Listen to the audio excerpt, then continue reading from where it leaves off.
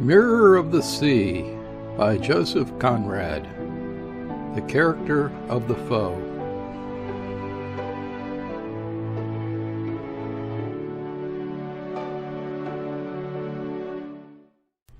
It seems to me that no man born and truthful to himself could declare that he ever saw the sea looking young as the earth looks young in spring.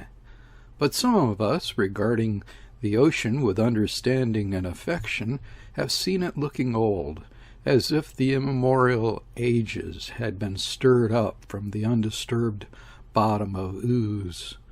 For it is a gale of wind that makes the sea look old. From a distance of years, looking at the remembered aspects of the storms lived through, it is that impression which disengages itself clearly from the great body of impressions left by many years of intimate contact. If you would know the age of the earth, look upon the sea in a storm. The grayness of the whole immense surface, the wind furrows upon the faces of the waves, the great masses of foam tossed about and waving like matted white locks, give to the sea in a gale an appearance of hoary age, lustreless, dull, without gleams, and though it had been created before light itself. Looking back after much love and much trouble, the instinct of primitive man, who seeks to personify the forces of nature for his affection and for his fear, is awakened again in the breast of one civilized beyond the stage even in his infancy.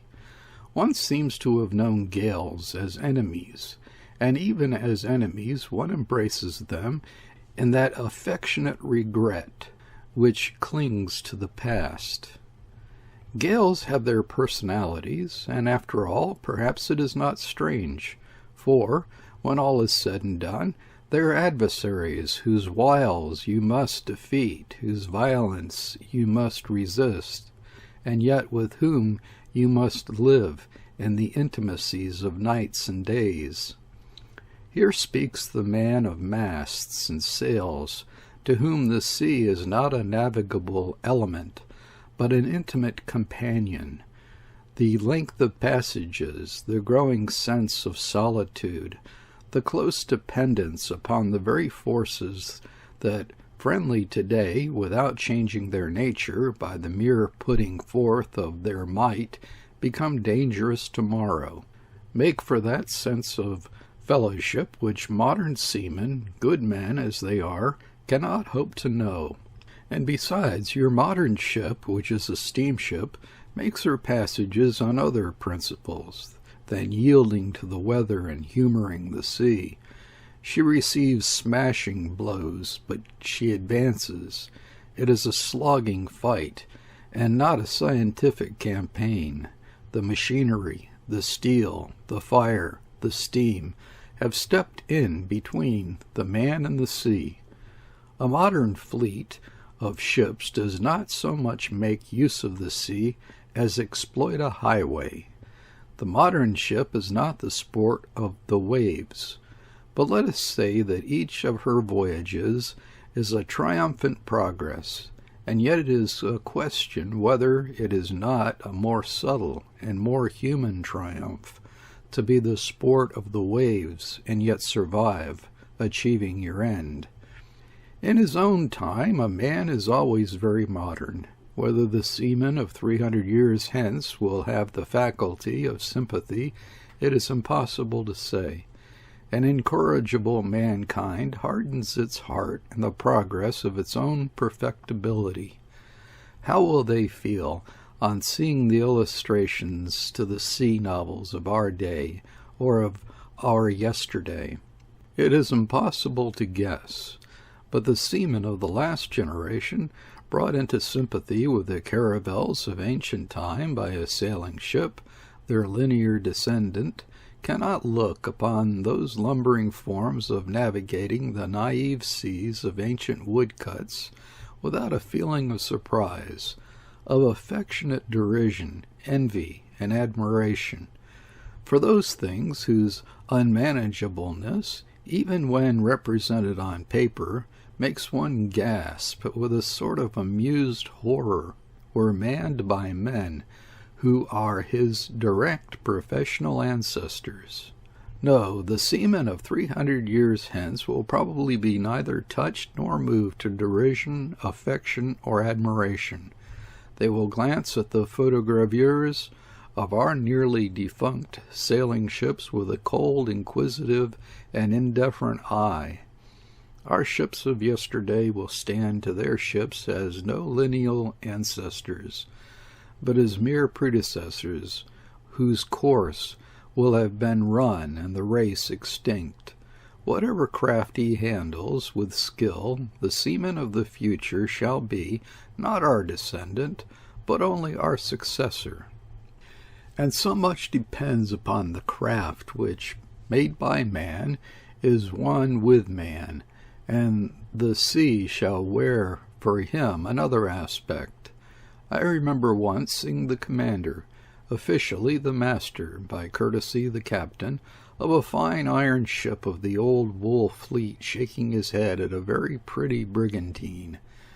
She was bound the other way. She was a taut, trim, neat little craft, extremely well kept, and on that serene evening when we passed her close, she looked the embodiment of coquettish comfort on the sea.